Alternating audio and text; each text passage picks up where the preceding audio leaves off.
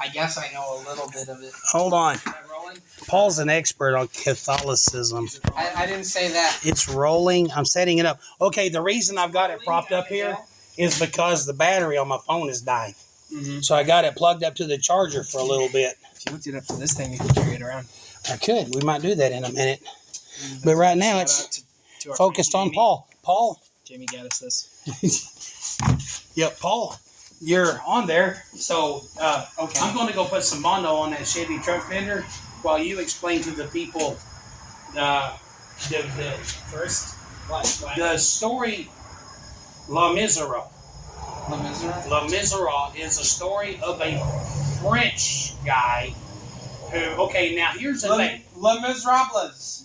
But it's not Miserables, is it? Is it No. Miserables? Because the It's French not don't pronounce half their letters. It is spelled Les Miserables. Right. Is how it's spelled. But I don't know how to actually pronounce I don't know how to actually La Misera. Okay, if you watch the original movie or read the book, it is a gospel story about the redeeming power of Jesus Christ. And how some people, when presented with the gospel and how much God loves them, just get angry. Right. Because the sheriff that was chasing him down through the whole book, that when he finally, at the end of the book, when the guy saves his life, he can't handle mercy. He's never shown it and don't want it, and when it's given to him, he commits suicide. So I mean, and it's a spoiler alert, but the book is 200 years old. I have seen. Yeah. So I watched the first half of the movie. I didn't know what the asleep. book was about. I just heard about Les Miserables. well, see, but the deal is they remade it so many times. Right. And hey, because we're a body shop, what you're looking at here, I don't know if you can see it, but you will in a minute. We're actually getting the rust off the top of the Roadrunner. Today we're going to get it shot in polyester. Or here's what we're going to try to do. And here's what, a year and a half ago when we started this project, I sanded the top down and I took muriatic acid and scrub brush and cleaned it down to the metal, a shiny metal. Right. And then I sanded it and then I primed it, but now the rust is back. And what I'm thinking is, I didn't neutralize the muriatic acid. Right. So what we're oxidizing over and over. so the acid's still doing its thing. What we're going to do now, we're going to strip it down, and then I'm going to take vinegar and scrub into it real good to neutralize the acid, and then we'll sand the vinegar off. And prime. Still want to get that done today. For those of you curious in the audience, whenever we have to do a major redo over a mistake we made like this, then we stop billing until it's over. Yeah, so we're not we're charging eating to this. redo everything. So we need to put some chocolate syrup on it with some cherries because we're eating it. Right. Or ketchup, like French fries. Right. But, okay, the reference you just made was about that book. It's Les Miserables, and however that's really pronounced. Anyone that speaks French, And please what it let was us know was how it's just actually pronounced. This dude was a convict, escaped convict, stole some silver off of a priest, and when he got caught with it wasn't an escaped convict, he was just released. Anyway, Yeah, he was a released convict. but how come that sheriff was chasing? I got to read the book again. Anyway, when he was released, he stole some silver, released or escaped, stole some silver, got caught, got brought back to the priest, and the priest. The priest pretty much told him, like, No, I gave him that how stuff. could he steal it when it was a gift for me? It was a gift. And then he said, but the price of this silver, you now belong to me. You will serve God the rest of your life. And he made fun of him and left. But then God caught him because God chased him down. Right. And that was the story you're fixing to tell. I don't know if you're sitting on this. I don't know if they can see you. It's pointed up in the air. Oh. Wave your arms in the air. Okay. You look like that Kilroy was here. Yeah. Right. Okay. I'll just stand up. Who? Okay. So essentially, Kilroy. the story It of was a thing Les They did during World War Miserables II. They would draw a line was. with the little head I mean, and nose. Dad went over the beginning of Kilroy it was pretty here. well. There was a convict that got released, like he did his time, and then immediately went and stole some stuff because he was poor. Because keep in mind, the story was written about the era of like the 1600s, 1500s maybe, where, if you get released out of prison, you just kind of poor. So he was poor, and he stole some stuff from a Catholic priest, and I know that there is some like how do I put this? Pretty much everyone was Catholic, no matter what they like believed in or how they acted. That's not true. That's not true. Dude, the Baptist Church predates Catholicism. The Baptist Church predates Protestants. Yeah, but like everyone in France was a Catholic. All the white people. Yeah. White people were Catholic. You said everybody. Okay. White people. The world was covered with Christian Jews, Christian Africans. See, Christianity is the black man's religion. Yeah. Yes. Yeah. Anyway, so he goes and steals a bunch of silver from this Catholic priest, and then he gets caught, gets taken back to this Catholic priest, and the Catholic priest told him that he couldn't steal it because it was a gift from me, and then told him that he had to be a Christian for the rest of his life. And then the prisoner mocked that guy, but turns out he actually did end up becoming a Christian not very long after. And most of the book takes place after the prisoner has already cleaned up his act, and it follows this. I can't remember the word for it, but essentially what now would be sort of like a marshal, like a sheriff, trying to find this guy.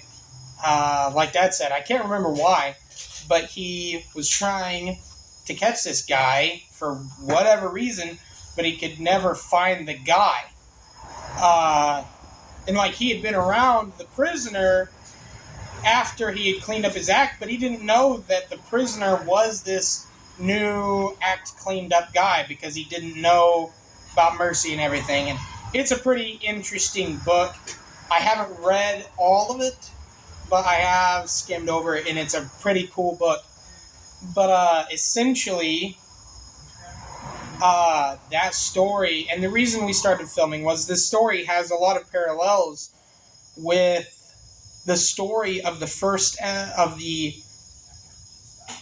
very first Catholic priest.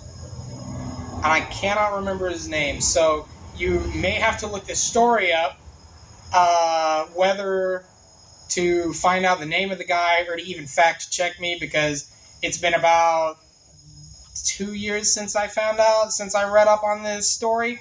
But anyway, it's a real story about this real dude that was a Muslim, came to a European country. I can't remember which one it was, but he came to a European country specifically to become a bandit, right? He ends up getting his butt whooped by this Catholic priest. Hey, Paul? And, yes. You still talking about that one dude? I'm talking about the actual guy now. So, can we sing the song? Whoa, black Catholics, bam-a-lam. Whoa, black Catholics, bam. Sorry. I don't know. Wow. But, Do you need a dolly? No. You can keep talking. I'm sorry I interrupted you. where was I? You can insult your dad for a minute. No, I can't remember where I was at.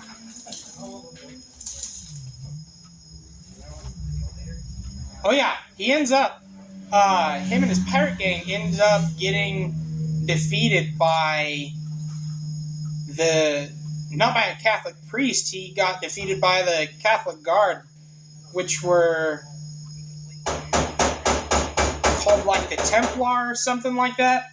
Essentially, the way I understand it, could be wrong, but the way I know right now is the Templar are essentially the militant force behind the Catholic. They were there to help make sure that, the laws were kept in place. They protected people from bandits and everything. Anyway, so this dude was the last survivor of his bandit party, and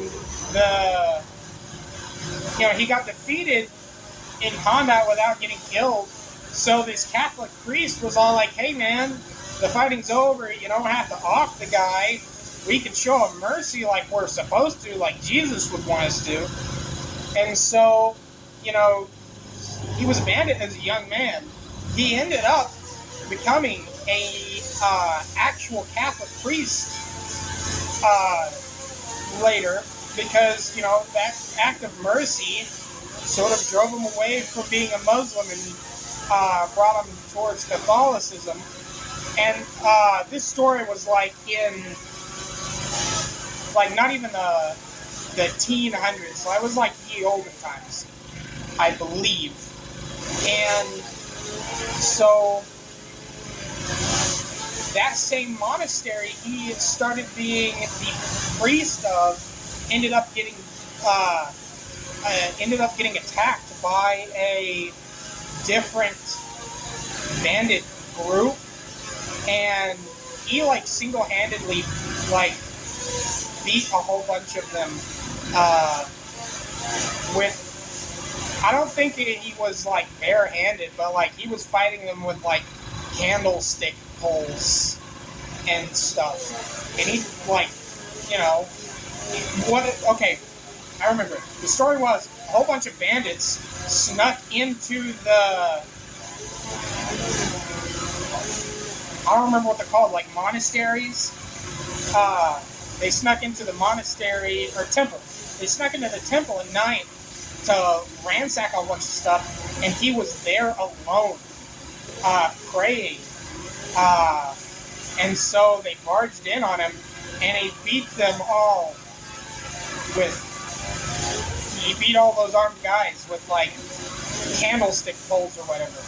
Anyway, it's been a long time since I've read that story, so I'll be sure to read it again, and then, you know, retell the story again in a less convoluted, I'm not sure type of way.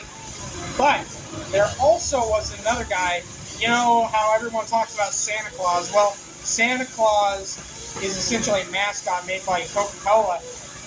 There was a real guy that Santa Claus was based off of, and his name was Saint Nicholas. Nicholas was you know, he was raised Catholic, he became a Catholic priest. Saint Nick was actually a really cool guy if you read up history on him. There was a one guy, the history records, one guy was apparently preaching like on stage in the streets, and Saint Nick caught him preaching a bunch of falsehoods, and so Saint Nicholas got up on stage in the middle of the sermon and assaulted the guy so that he would stop spreading falsehoods, and he ended up not getting convicted of the crime because he was right, you know, and pretty much the local government justified him doing that because he was defending the truth. You know, I don't know exactly what I believe, but, you know, he was defending what he believed to be true, and so he was, you know, held faultless for it. And the whole, like, Santa stereotype thing, that actually was based off of a lot of St. Nicholas's actions. St. Nicholas was, no matter what he did, he was a very passionate guy. There was one guy that, like, was flat out broke, and he was afraid he was going to have to sell his daughters into servitude in order so that his daughters wouldn't starve because he couldn't feed them. And so St. Nicholas like threw a bag of money, and of course the money back then was like gold coins, so he essentially tossed a bag of, like, you know, hard coins through this dude's window in the middle of the night, and he ended up buying a dress for his oldest one so that she could get married into a wealthy family instead of being sold off into servitude. Oh yeah, and by the way, like, the servitude was not exactly the same thing. It was, you know, it was kind of it was different back in the olden days. So then after that, St. Nicholas saw what the guy was doing and it was like, okay. So he threw another bag of money through the guy's window like the next night. And so the guy bought another dress for his next oldest daughter so that she could get married into a good house instead of being sold off. And then, the last night, of course, St. Nicholas was going to do it again because St. Nicholas was kind of a cool guy like that. And so the guy, like the guy with the daughters, ended up staying up until like midnight or 1 in the morning to see who was doing this, and he found St. Nicholas. And so that guy, St. Nicholas wasn't going to tell anybody this because he was just a cool dude. That guy ended up telling the story of what St. Nicholas had done for him. And that's where we get the St. Nicholas story, which eventually turned into the Santa Claus story after many different iterations. Keep in mind, St. Nicholas pretty much did everything he could to try to be like really Christ-like, and that's one of the reasons he actually got up and threw hands with that guy on stage preaching falsehoods, because that's the obviously he probably ripped that off of Jesus whipping all of those people in front of the temple back before he got crucified. And so St. Nicholas kind of I know Santa Claus is a big part of our society and everything, but the actual guy, St. Nicholas, he's a guy worth looking up to. He's probably not perfect if you look into his story. Nobody's perfect or anything, but as far as humans go, St. Nicholas was actually a pretty cool guy. And after that, you see, you always think you know a whole bunch of stuff until you get put on screen and, you're told, hey, you should talk about this. Because, I know a little bit of stuff, but I don't know everything. I only know, those 2 Catholic guys out of probably hundreds of thousands of Catholic priests across the past 2,000 years. And I don't even know all of the popes except for, the pope we've got now.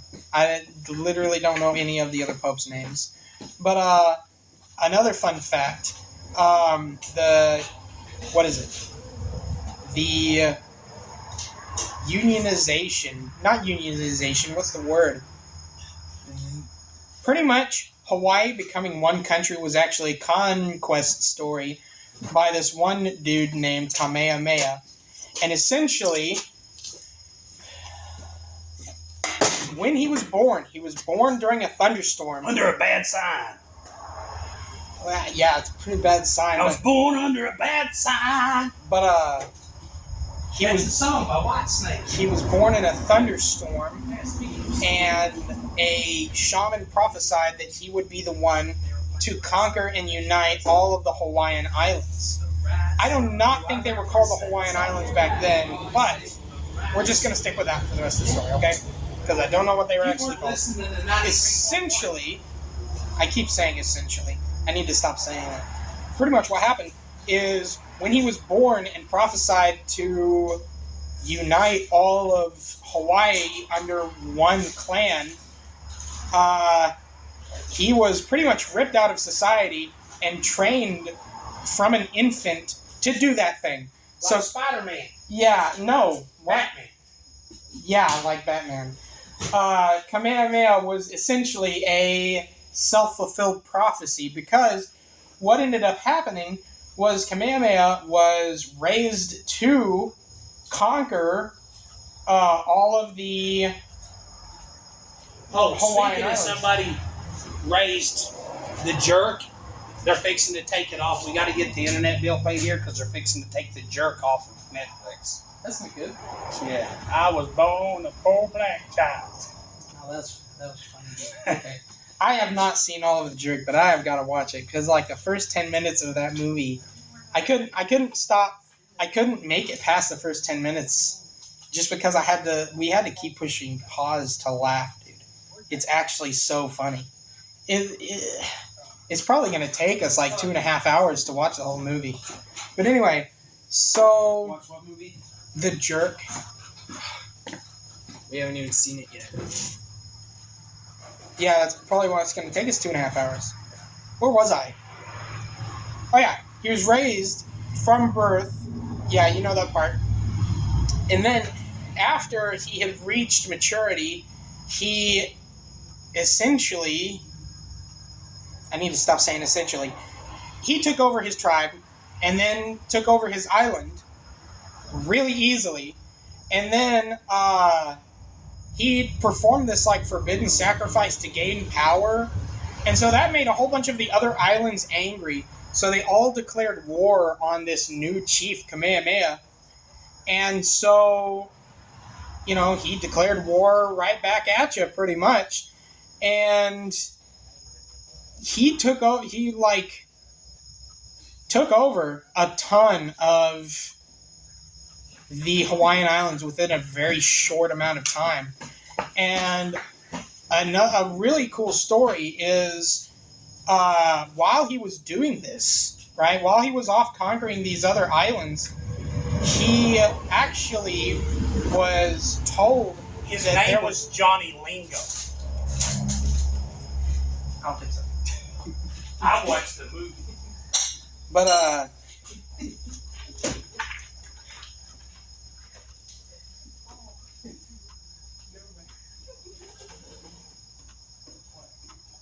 sorry for the silence. I'm having a hard time. Oh yeah, he was told by one of his messengers there was a usurper back at his island. And so he went back to his island and, you know, put an end to that. But he ended up sacrificing that guy too to gain his power because, you know, anyone that could usurp him obviously must be pretty powerful. And, you know, I don't think the whole sacrificing thing works. I think it was... I would accredit most of his success to him being a trained soldier from birth. He was essentially a Spartan that lived out in the islands. Anyway, so after he sacrificed that guy, he went out to fight again, and he actually got assaulted by two old guys with boat oar paddles. That's, you know, kind of redundant, but he got, you know, he went to go take down a village, and two old guys beat him with oars. And so those guys that actually hit him, they weren't killed like soldiers, they were captured. And they were essentially lined up to face execution for striking him. But instead, he actually knelt down before them and asked for their apologies that, you know, old men like them would have to fight. And so he created this new law right then on the spot saying that women, children, and the elderly were able to sit by the road safe from all harm when any fighting was happening, as long as he was in charge. And so he might have been a conqueror, but, you know, props to him for that. That was a pretty baller move of him, you know. And so after years of conquering, the last independent island of Hawaii actually pretty much joined them as sort of like, hey man, we both know you're going to win. Might as well not kill each other over it. And so he ended up, the leader of that island ended up pretty much surrendering to him on the terms that he would be like, I don't know what the word for it is like in Islanders terms, but it would essentially like, you know, if you'll just let us join you instead of warring with each other, I'd like to be in your court. And so Kamehameha agreed to that. And then, you know, so Kamehameha had a pretty eventful life uniting the Hawaiian archipelago, and that was pretty cool. I'm not really that much of a conqueror guy. I probably wouldn't have done it if I was in his shoes. Maybe I would, because he was, raised to do it from birth. He was probably told all the time that he was prophesied to do it, and so he believed it. But, Kamehameha was a pretty cool, self-fulfilling prophecy. And, I'm not sure else what to say about it than that, I mean, every war isn't, any war isn't going to be a super good war, but at least he did put down a rule saying that, Hey, Paul. he can't, yes. Oh, never mind. Okay. For a conqueror, he did say that you shouldn't be able to hurt women, children, and the elderly, when you're invading their land. So, I mean, that's pretty cool. As far as conquerors go, there are plenty of other conquerors that wouldn't make such a moral rule like that. Like Queen Boudica, the warrior queen. I told you a story about her a few videos ago. I'm not going to repeat that same story because I'm pretty sure I got most of that correct. But, let me think. There are some people that believe, and I don't exactly know who they are, but there are some people that believe that Beowulf is either based on a true story,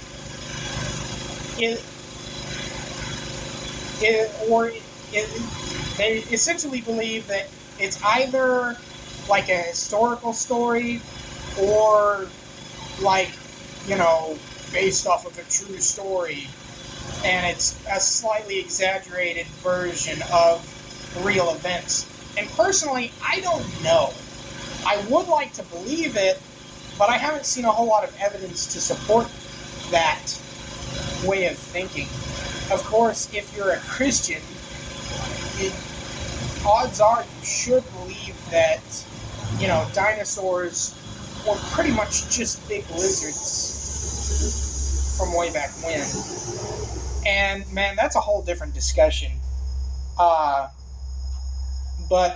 one thing that I think is really cool, and that I've recently started to think was really cool, but haven't put in the time to study it yet, is fossils, pretty much. Because here's the thing.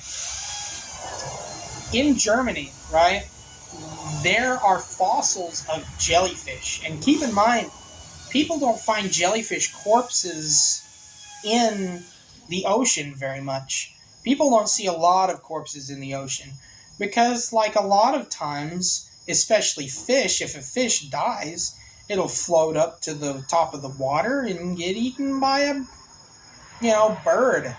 Or, some whale trying to get krill or something. So, as far as how do I put this? Corpses don't last long enough to turn into carrion in the ocean usually. Unless it's like a whale. Unless it's like a humongous thing. But, and then you've got fossils of jellyfish, fish eating each other.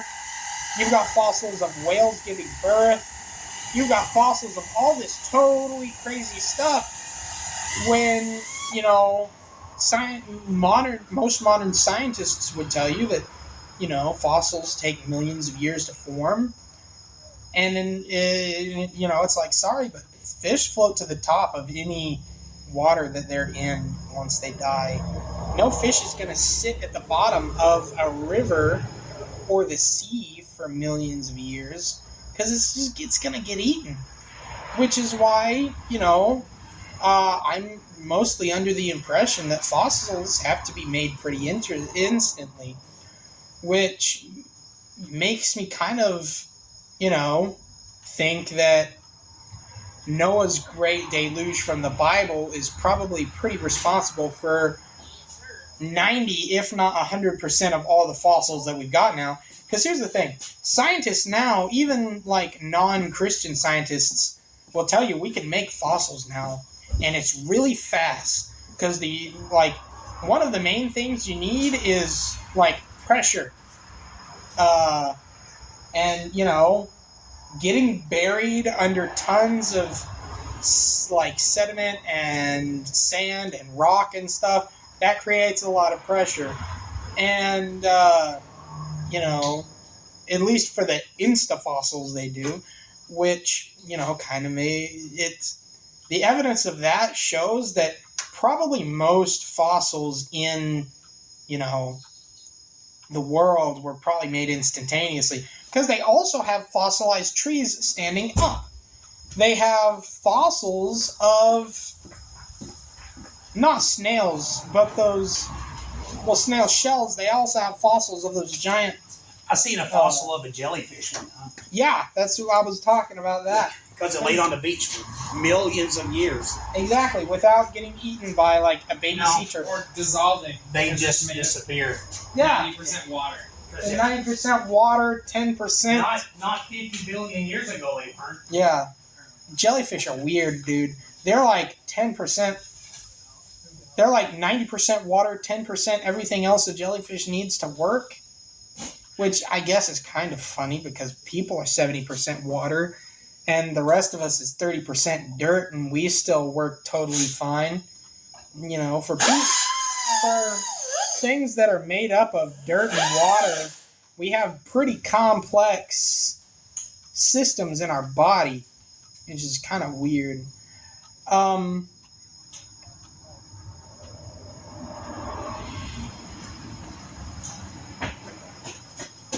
Which I guess leads me back to, like, some people theorizing that Beowulf was a real story. And the thing is, I suppose it could. But even back then, a lot of the stories made up back then were kind of realistic. I mean, like, maybe they were exaggerated some. But, like, okay, say, like, the story of Paul Bunyan, right? This giant dude that swings axes around and can chop a tree down with one swing. That sounds totally unrealistic. But in the Bible, it records some dude named Goliath that was humongous, was completely unmatched. And, like, he wasn't a big dude. He was, like, literally a giant. It records that he was literally a giant and had other siblings, like, 3 or 4 brothers, that were also literally giants. And as a Christian, I am forced to believe what the Bible says. You can't be a Christian and just not to believe the Christian rhetoric. Not rhetoric. What is it?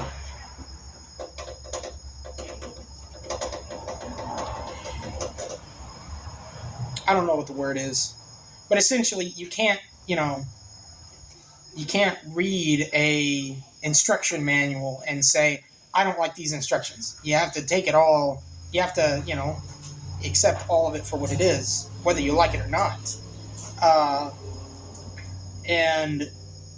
As someone that believes in the fact that, giants did exist, at least, 4,000, 3,000 years ago, and I'm sorry, I've seen, like Shaquille O'Neal, dude. What if Goliath was some dude about the size of Shaquille O'Neal? That makes sense. Everyone calls him a giant. If Goliath was the size of Shaquille O'Neal and had a bunch of siblings also the size of, Big Shaq. Not Big Shaq, but, Shaq. It would make sense that people would call him a giant.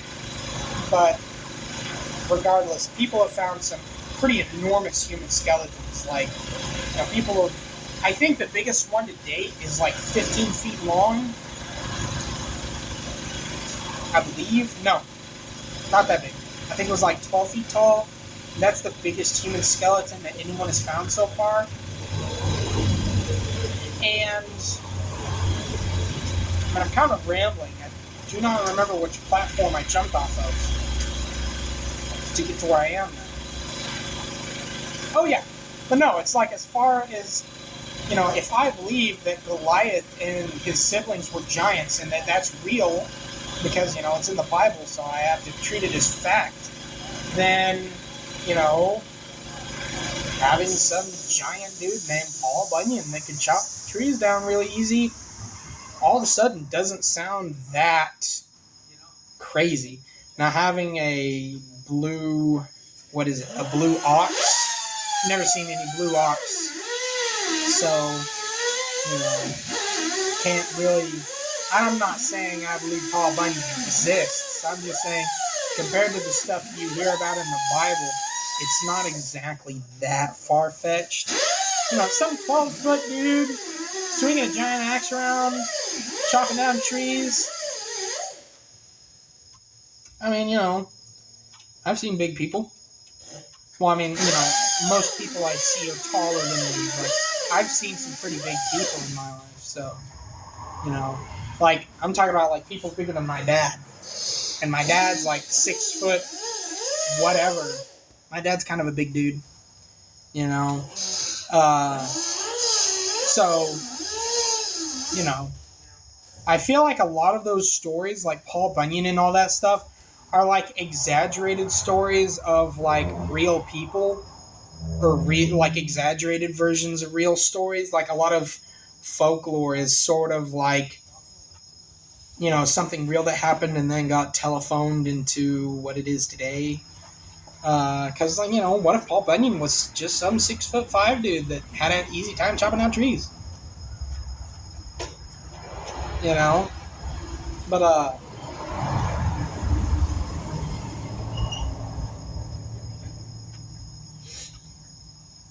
I'm not sure where to take this, this monologue. So if you'll give me a minute. Oh yeah, pretty recently, apparently the CIA has decided that they're going to launch an investigation on the Israeli Defense Force for, my dream truck. what is it, false flag Hold attacks. on, Paul, what are you talking about? Well, I just got done talking about Paul Bunyan and how I think it was probably an exaggeration of a pretty real story considering what we know about Goliath and his brothers from the Bible.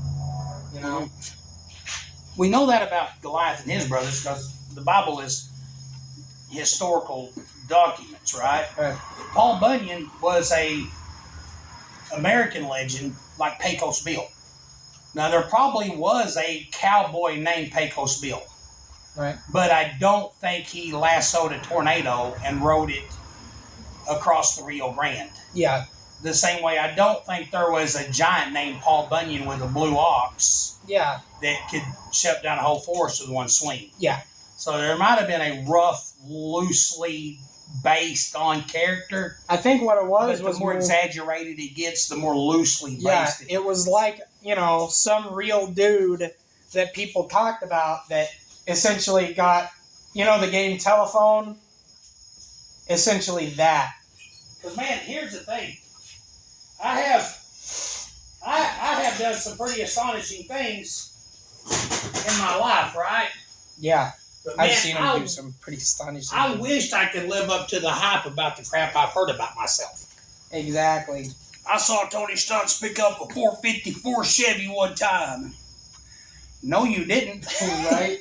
You ain't ever seen anybody pick up a 454 Right. Chevy. And then after that, I started talking about how recently the CIA is going to be investigating the Israeli Defense Force for, false flag attacks. Here's And one I'm thing. like, Here's one thing I love the fact that America, God bless her, but America puts together these, we're going to put a council to investigate how blah, blah, blah is. How about other, you know what I'm saying?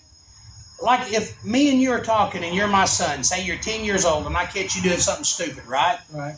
And I'm pulling my belt off fixing to whoop your butt, right? Right. And somebody walking in, we're going to investigate this. I said, it's my house, my rules. Right. If you don't like it, leave. Exactly. What right does the CIA have to investigate anything Israel does? I don't know. Nothing. They pretty much just declared themselves the authority on the situation, which has me thinking multiple things. Like, A, why is the CIA investigating a country for doing something that they've done all the time? They assassinated President JFK so that they could keep doing it, because JFK said that they couldn't. So why are they investigating another country for doing it? And by the way, I know a lot of people will say, "Oh, but that was forever ago. Why are you holding those people?" Well, a lot of the people back in their 20s that were the operatives back then that did it are the old people running the CIA now. And not only that, the CIA has never faced any consequences for anything they've ever done. So they are the exact same corrupt. CIA is evil. They should not be investigating anybody for doing anything that they do regularly. They do all the time. They've been doing it for almost 100 years. And then after that, my next thought is, apparently, right, and my brother was telling me this, apparently the director of the Israeli Defense Force said that the CIA isn't allowed to investigate them because it is anti-Semitic. So, it would essentially be like, you cannot ask what we're doing because that is racist. You're not allowed to do it. Because, being anti-Semitic is against the law in America because it's unabashed, hate towards Jewish people. And it's like, that's not what it is. It's, I would say more like, don't do anything you're not willing to face the consequences for. But probably saying that to the right person is anti-Semitic too. But people are hypocrites a lot. People are hypocrites, and pretty much not only that, they want to be able to do what they want to do, but you can't do it because that would, they don't want you to do that because that would look bad on them. Anyway, so yeah, my second thought is, why would it be so anti-Semitic for the CIA to investigate them for doing it, regardless of who the CIA is, right?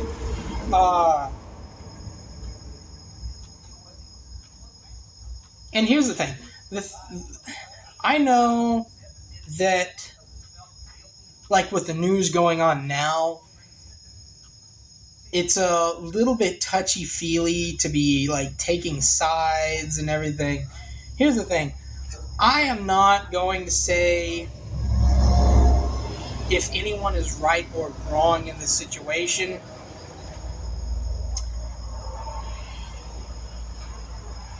Because, as I've said before just in this video, war is bad. There's never been a good war. If you're in war, you're going to do something that is not good, and you probably will regret later.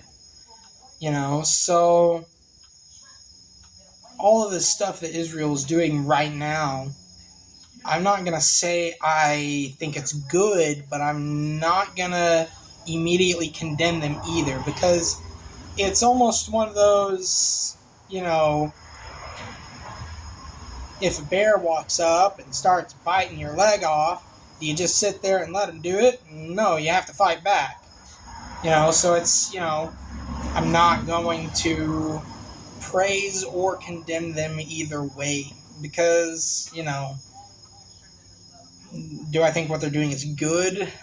No, I don't. But if I were put in that same situation of authority, what exactly could I do different? I don't really know. So I'm not out here gonna, throw. And you can't exactly say that about a lot of. Well, no, you can you can't say that about a lot of people because, like, look at figures in history, like Kamehameha, that guy I was telling you about earlier. I mean, like, shoot, dude, if I, like all of the other tribes in Hawaii would not have been the guy to start invading all of the other, tribes just because I could. That was pretty much that one guy that did it. That may not be entirely true, but there had to have been some of those chiefs that didn't just try to take over other places because they could. And then, there's all sort pharaohs from Egypt. Almost every pharaoh had, people enslaved. I'm putting myself in that situation. I wouldn't be doing that. Like, heck no, dude. I'm sorry, but it's wrong, and I wouldn't do it. And, but, like, with what's going on now, at first I was totally against Israel. Like, whoa, what are they doing? And then I found out, apparently Israel, I'm 23 now. Apparently Israel has been under assault by the Palestinian terrorist group Hamas since I was 8 years old. So it's taken them more than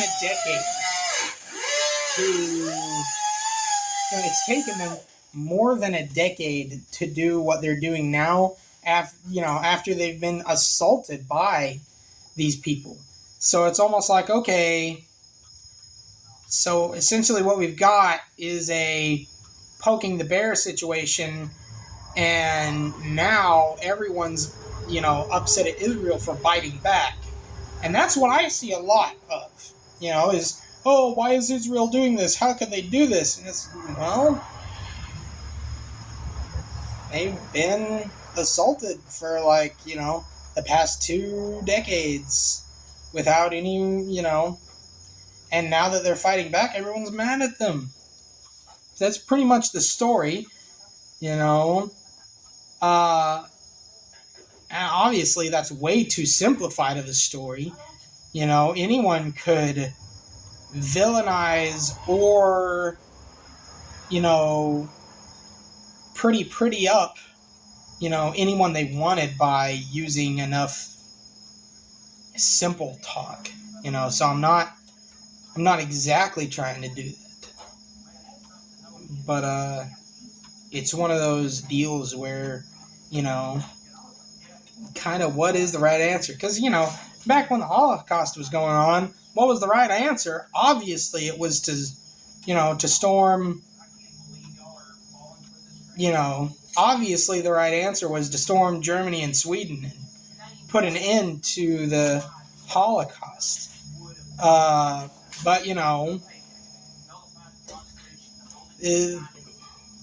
I would say the answer to who's right and who's wrong isn't quite as clear right now. And I know a lot of people will say, like, oh, it's been that way throughout, history. And it's like, nah, sorry, dude. In every single war, there's always an aggressor and there's always someone fending off the aggressor, right? And what's happened is Hamas has been the aggressor for nearly 2 decades, and now that Israel is aggressing back, everyone's mad at them. So it's kind of not at all like the stories we've seen in history so far. At least none that I know of. I'm pretty sure there are plenty, but this isn't what's going on right now isn't exactly Japan bombing Pearl Harbor out of nowhere. It isn't Japan just trying to invade other places because they can. So, anyway, if you want to talk more about that, comment and whatever, I'd be happy to discuss more with my, needless to say, limited amounts of knowledge on the topic. I'm pretty much only basing my opinions off of what I know rather than well, I can get other people to spoon feed me, if that makes sense. You know, because I don't want to just take a whole bunch of other people's words for fact, at least in modern times now. You know, because if you look at history, a lot of that stuff is like fact checked, and you know, a lot of times you know what was going on. Like, you know, a lot of the propaganda back then that was used. So, looking back at history, it's a lot easier to know who's right and wrong, you know. But like looking at this now, it's not quite as easy. And that even being said, like, you know, even the hold on, I'm not sure where I'm taking this just yet. I'm not sure where I'm taking this just yet. I may just change the subject to something less serious, if we're being honest.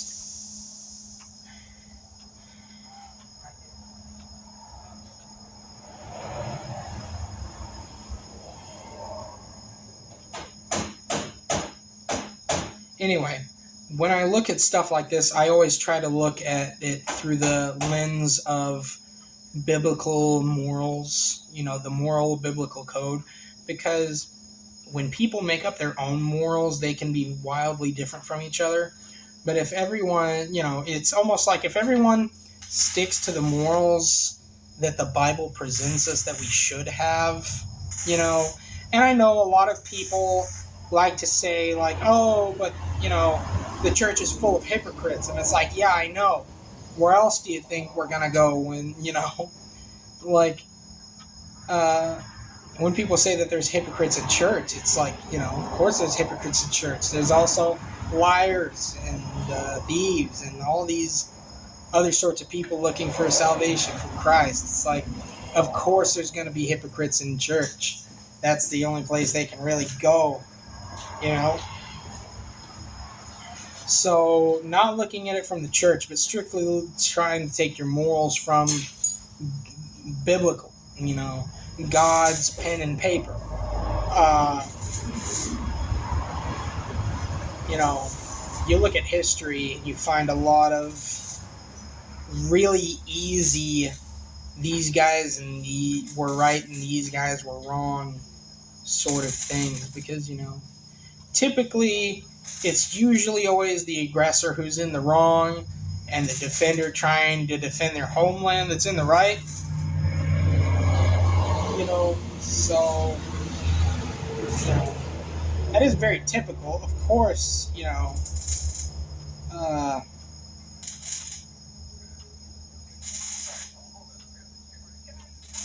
a lot more domestic warfare is a little bit less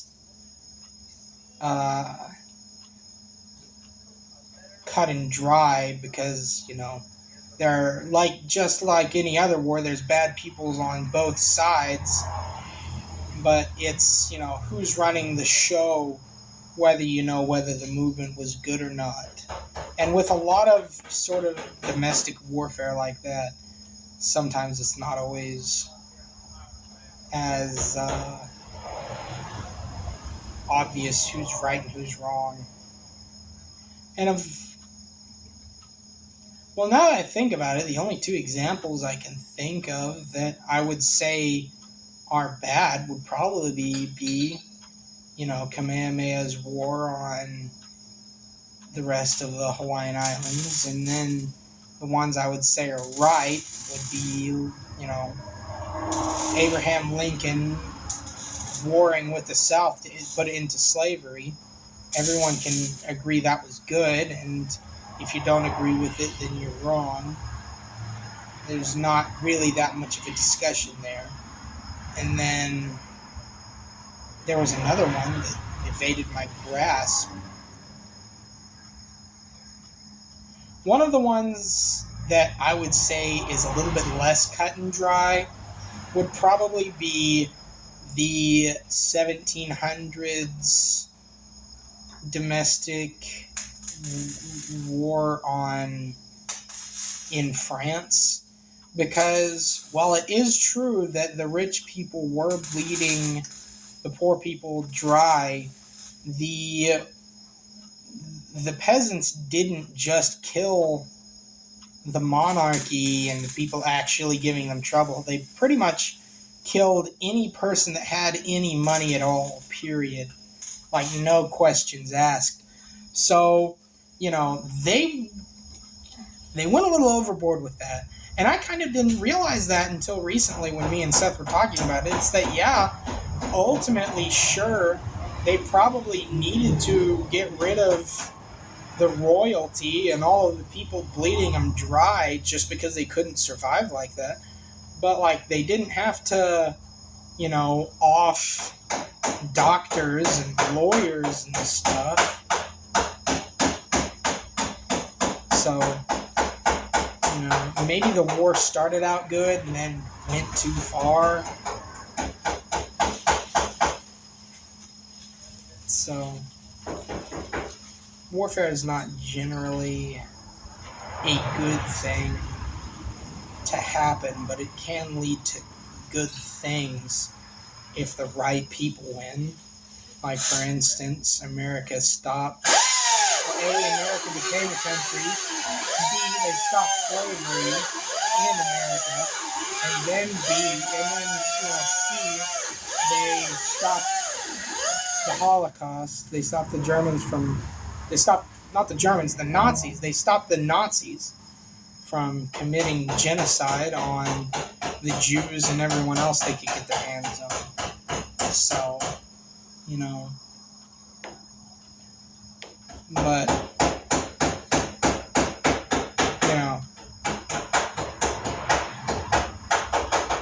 it's not something I usually talk about, is the morals of warfare. I usually am enthralled by tactics and technology used in it, especially technology from pre-industrialized warfare, because back then they didn't have war down to, sciences back then. You couldn't look up on the internet and look a whole bunch of stuff up. You had people having to figure it out as they went and learn it from, people older than them. They had to learn it from old people's mouths, maybe books if they were like a rich general or other high-ranking officer. But as far as the technology goes, back then some European countries used a double-bitted axe, which, in modern day, looking back, is one of the worst weapons you could use in warfare. It's almost as bad as the flail. Like, why, and if you actually study, like, some of the documents and stuff, there actually was quite a bit of friendly fire between people when they used such crazy erratic weapons like double-bitted axes and flails and other junk like that. I think one of the most cohesive, one of the coolest warfare techniques actually was pretty light on the technological side of it. Pretty much the Romans. The Romans became a super, like, they were essentially the British Empire before the British Empire. And, they were the guys that the British Empire kicked out after they had ruled for like 1,000 years. So, like, what they did was this technique, what they called a phalanx. What a phalanx was, Roman soldiers were often called centurions because like how people will call 100 years a century, it was kind of like that. You had 100 people was a century, I think, and it was 100 people with a bunch of these square shields. And what they would do is they would create a formation called a phalanx, and all it really was making a tank out of shields. And like people really couldn't do a lot to combat that at that time because they didn't have cannons. And like one of the old, they didn't have cannons. They did have some, and keep in mind this was before like knights and stuff. This was before England was a superpower, so they didn't have, knights clad in armor. They didn't have. I don't even think they had catapults and trebuchets back then. I think that phalanxes were the ultimate war machine back then, simply because they didn't have war machines. It was a war machine made entirely out of people with shields. And so, these Roman soldiers would make a phalanx. They would put shields up front, shields in the back, shields in the sides and on the back, and then on top. So you couldn't shoot them with arrows. You couldn't throw spears at them. No one with a sword had any hope of going against them. And then they would just, the Romans would just poke their spears out through the holes in them. And it was game over. And that right there is one of the reasons that, the phalanx is one of the major reasons as to why Rome became one of the giant superpowers until, every civilization runs its course and they get corrupted by the world and blah, blah, blah. And, eventually England took over as the next superpower. But one thing that was pretty cool was that apart from phalanxes, they were one of the only two major countries to use swords as a primary weapon. Like, you watch movies like Lord of the Rings where you'll have two armies of people waving swords in the air. Warfare wasn't like that back then. Warfare was mostly like if you were in, like back then, like even if you were like a police officer, they weren't called police officers back then. They were like Kingsmen or the guards or whatever they called back then. Even like people like that, they had polearms, they had halberds, they had spears, they had lances, yada yada yada. Even in Japan, some people used, what was it called?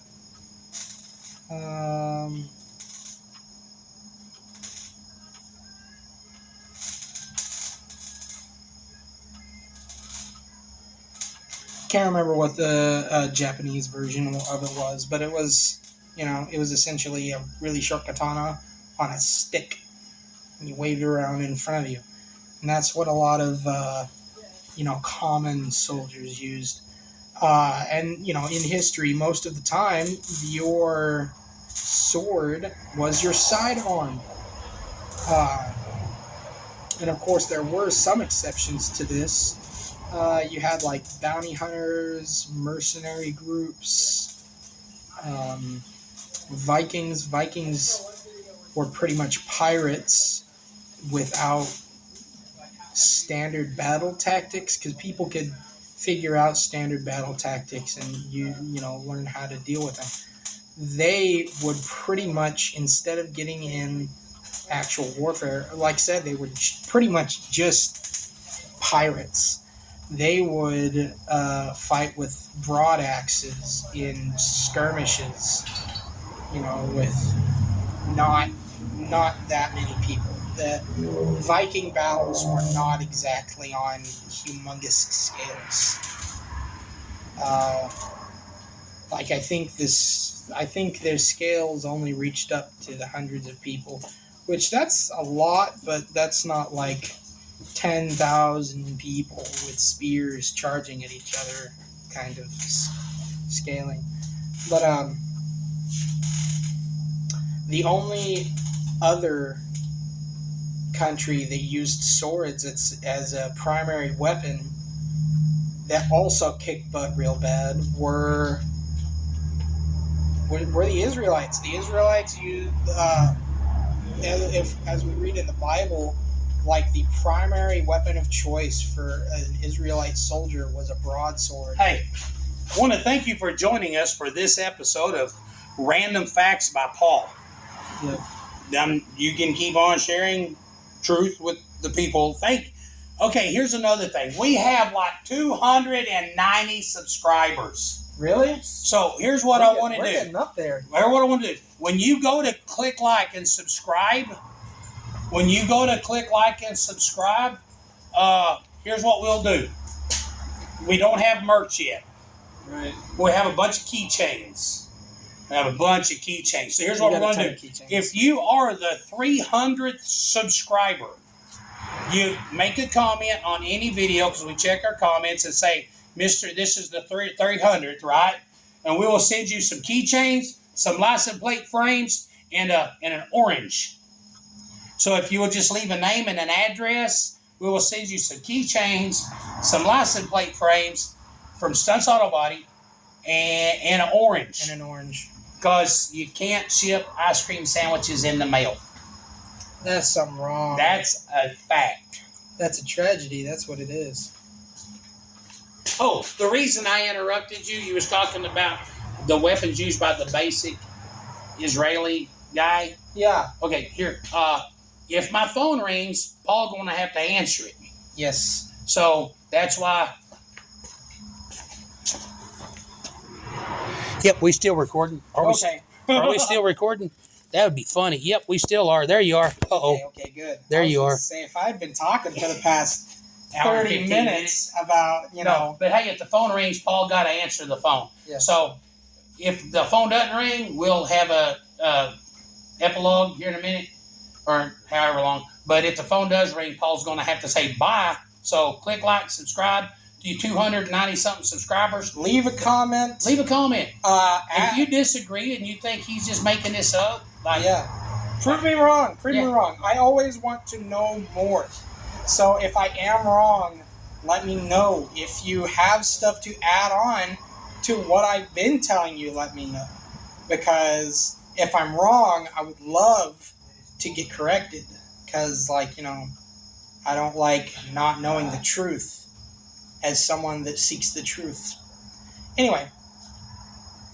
But yeah, so essentially the Romans and the Israelites were the only two main countries to use swords as their primary weapon and actually get anywhere. Most countries would use pole arms. And, I don't know if I said this before or not, but the Bible does, in fact, say that, the Israelite soldiers' primary weapon of choice was the broadsword. And, apparently, from what we hear in the Bible, the Israelites were incredibly deadly with broadswords. In fact, they were so deadly that,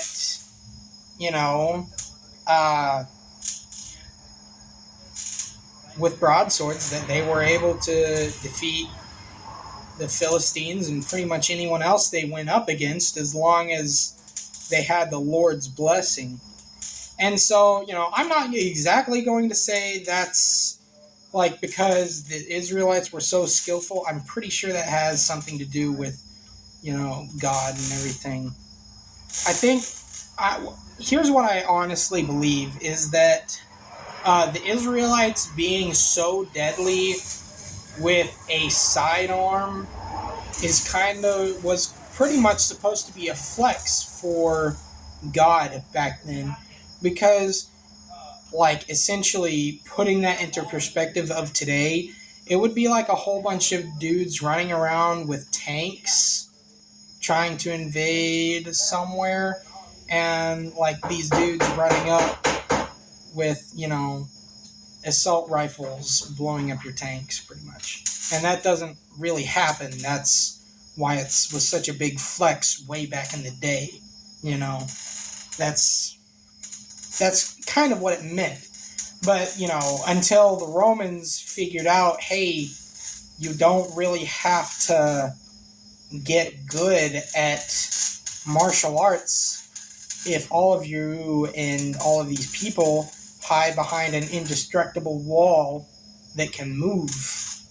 There was really not a lot people could do against a phalanx. It was pretty crazy.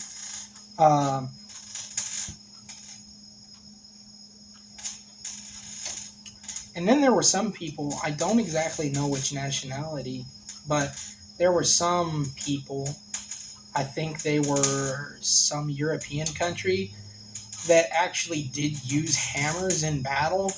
And I don't actually know how effective that was or not. I imagine it probably would have had some sort of friendly fire equivalent to axes, but probably not as deadly because they're not plated. But I definitely know hammers probably got more popular in the teen hundreds after England was, the main superpower, and European countries started wearing like knights' armor and stuff like that. So, but fun fact. Okay, here's the thing. The story of the Templar, how they were founded. I don't know who all was involved in this, but I do know sort of the story. Okay, so way back in the original Crusades, there was...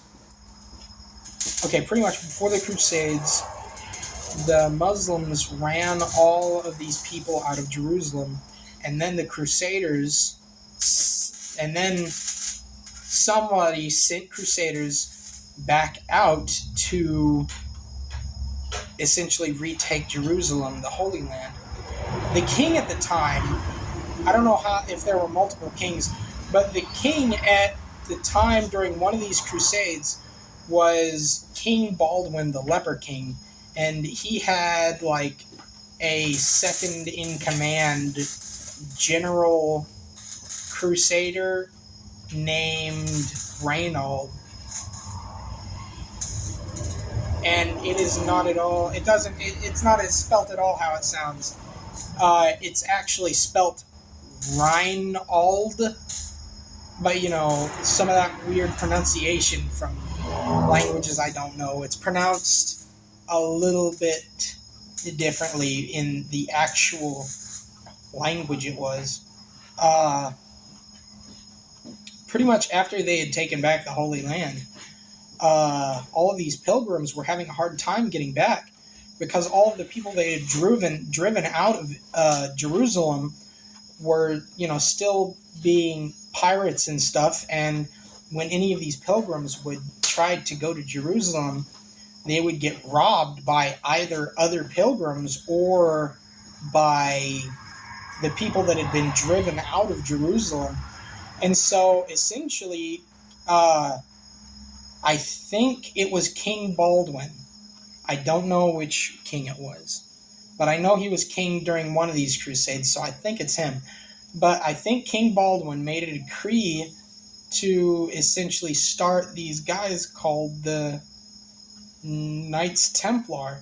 And essentially, what the Knights Templar was an armed banking service. What it was...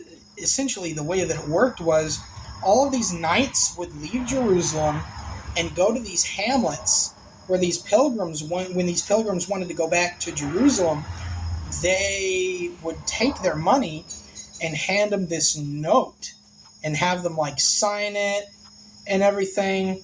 And they would say, look, here's the thing. We're going to take your money back to Jerusalem with us because we're all totally strapped. Nothing's going to steal your gold from us because, we're the same guys that took back the Holy Land. We can protect your money.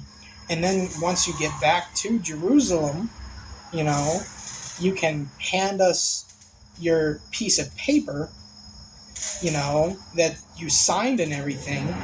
And once we confirm it's you, you can have all of your money back. And so that is... that way you don't have to carry all of your money back to Jerusalem and risk getting robbed and stuff. And, it actually worked really well because all of the money back then was gold coins. Or not exclusively gold, but all of the money back then was coins. It was, coins stamped out by whatever ruler was there at the time. And so people would, keep the slip of paper like in their shoe or in their robes or whatever. And, if anyone got robbed, they wouldn't be able to find it. Any pilgrims, wouldn't be able to find that slip of paper. And even if they did, one pilgrim, probably wouldn't have been able to turn in 2 different pieces of paper. Because it's like, oh, you stole from this guy. So, a pilgrim stealing another pilgrim's piece of paper wouldn't have done them any good. And then a lot of the pirates were probably kept on. A lot of the Muslims driven out of Jerusalem were probably kept in the dark about this. And even if they were to steal that piece of paper, they couldn't go cash it in at Jerusalem themselves. So the Templar essentially was founded to be a armed banking service to help make sure that people and their money safely got back to Jerusalem. Because, turns out, if you don't have a lot of money on you, you're probably not going to get attacked by pirates. Because if you don't have money on you, then it's not worth it. So, what's the point of getting a hit out on you if you don't get anything from it? That's sort of part of the reasoning as to why the Knights Templar plan worked so well. Because if none of these pilgrims had any physical currency on them, there was no point in attacking them because they wouldn't get anything out of them. And, it's stuff about history like that has always been kind of cool. I also like the story of how the Marines were founded. Dad tells that story a lot better than I can, so I'll let him tell that one. But,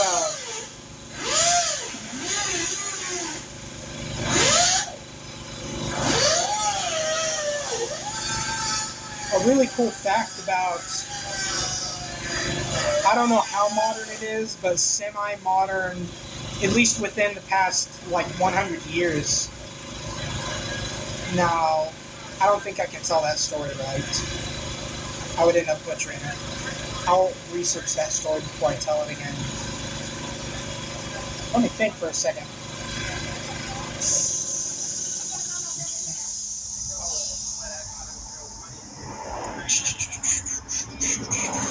Oh, earlier I was talking about fossilized fish and stuff and how it doesn't make sense for things to take millions of years to fossilize.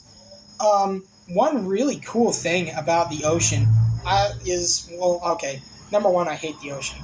I'm pretty sure I have borderline thalassophobia because I went to the beach last summer and I literally couldn't get in the water without being scared to death. I couldn't get in the water.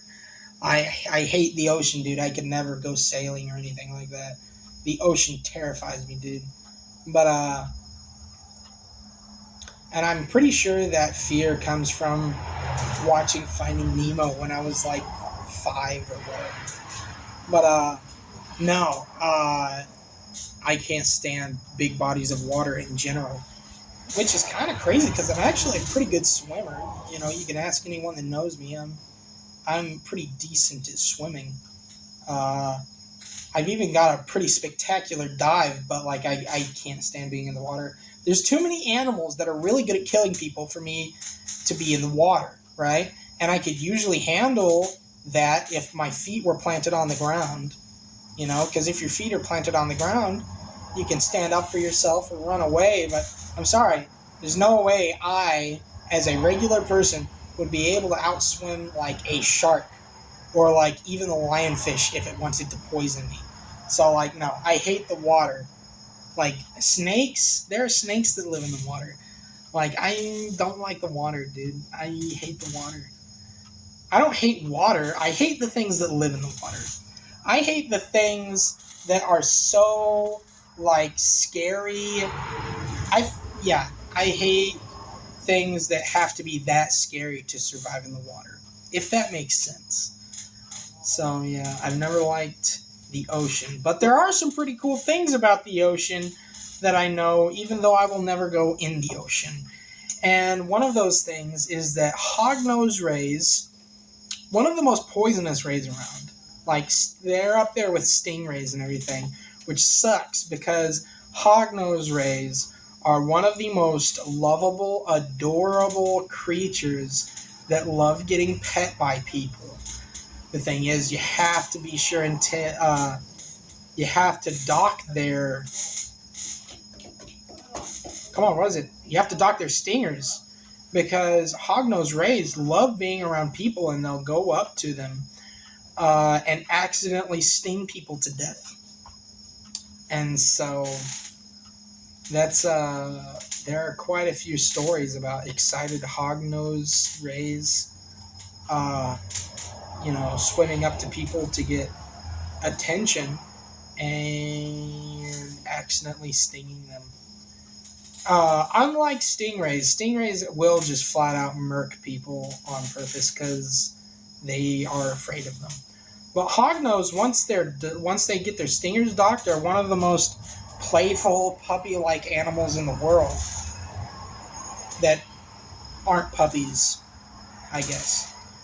Capybaras are also pretty cool. Capybaras are like giant rodents, and one of the things about capybaras is they have almost no fight or flight instinct. It's crazy.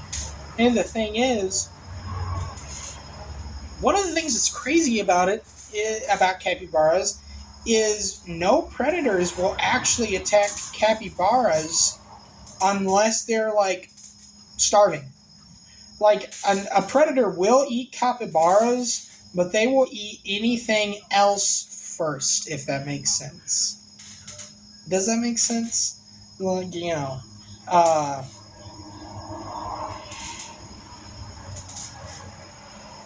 that's not to say I know tons about capybaras, but I do know that about them, is that they are so incredibly chill around people that, around people and all other animals, that predators kind of don't really want to eat them. Predators will really only eat capybaras if they absolutely have to.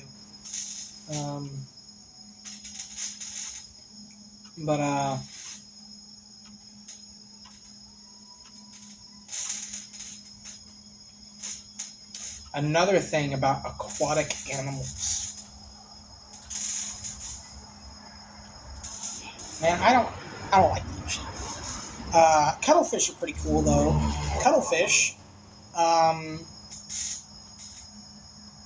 Cuttlefish constantly change colors.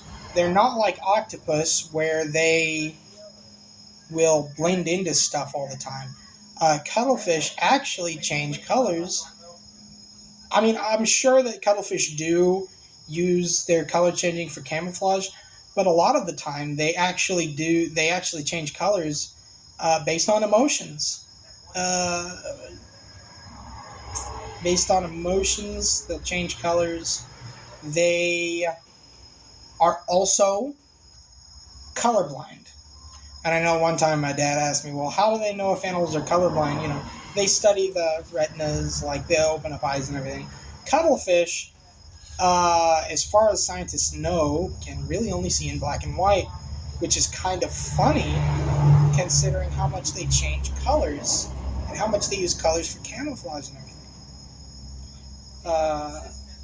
Another pretty cool animal from the ocean are octopi. It's kind of crazy. They don't exactly have a brain per se. Their nervous system kind of acts as their brain, if that makes sense. From everything I've heard about them, their arms and their main head thing all are kind of like, how do I put this? They can all act independently from each other because their central nervous system almost works like their brain. Wait, I'm sorry. No, yeah. They don't have a cerebral cortex, I don't think. Hold on, I may be thinking of a completely different animal. But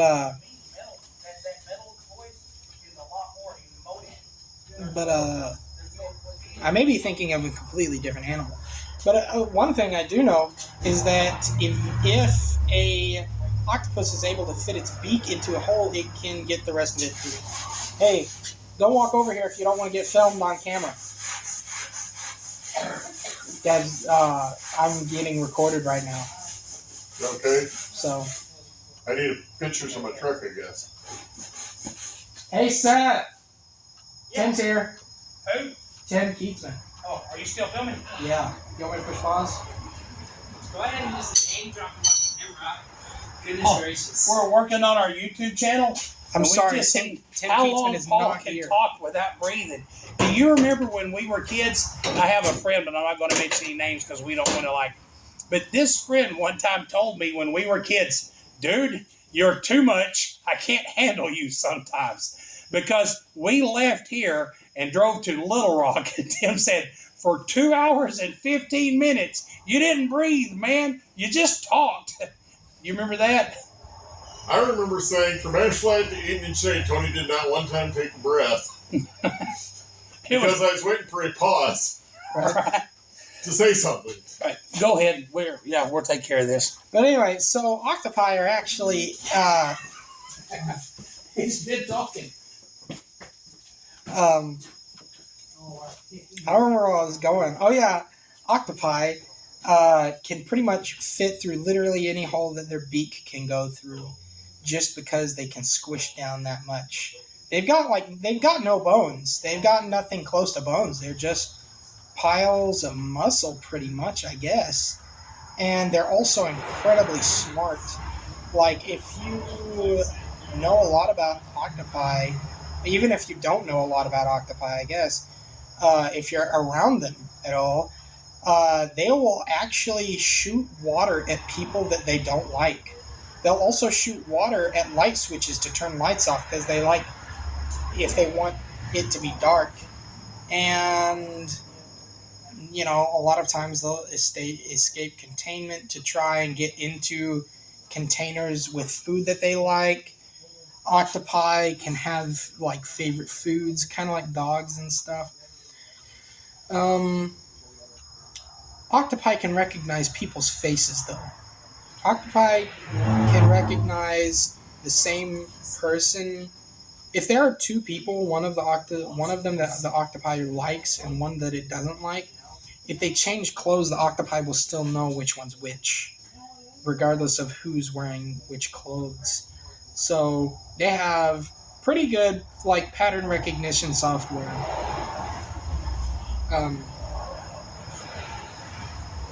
So yeah,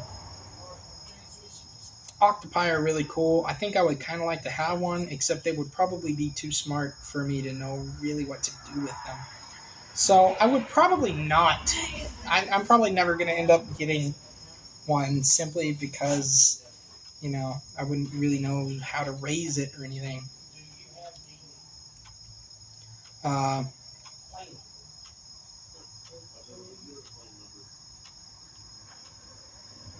I don't really know anything about squids, though. Squids, I don't even know if there are any other... I don't know about a whole lot of other cephalopods. I only know those three, and I only know really anything about the first two I mentioned. I don't really know anything about squids. And I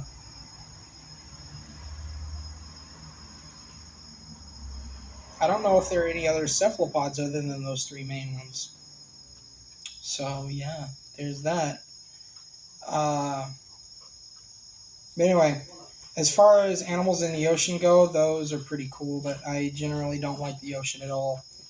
Yeah, I hate the ocean and pretty much all big bodies of water. You hate the ocean? Yeah, I do not like being in the ocean, dude. We were going to go to Florida. Well, that's cool, but I will not be getting in the water there Why not? because I don't like it. It scares me. It scares you. I am genuinely terrified of the ocean. I couldn't get in the water when we went with Mom last summer. Yeah. So,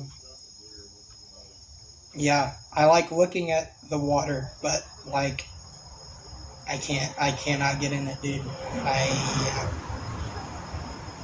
Which is crazy because like one time we, I suppose my fear doesn't just stem from that, like from watching Nemo. There was also one time when I was like a few years after that, we went to the ocean in a different state. It wasn't Florida, but we ended up being, I can't remember the story, man. I can't remember the story why, but ever since when I was a little kid and we ended up going to the ocean when I was a kid, I've always hated the ocean. Not hated, but been afraid of the ocean after that. And that's one of those things I forgot about it for like years because I haven't been to the ocean ever. And then when I got to the ocean, I just, that came right back. And Can you turn your flash on with that? yeah. No. But, Are you running out of things to say? give me a minute.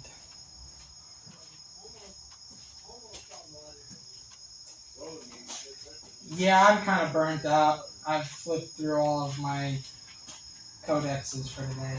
Oh, yeah. Yeah. All right. Well, you want to tell everybody something? Yeah. Thank you for listening, even if you didn't make it this far. Thank you for listening, especially if you made it this far. And please like and subscribe and send a comment. That is 1 hour and 32 minutes of just your knowledge.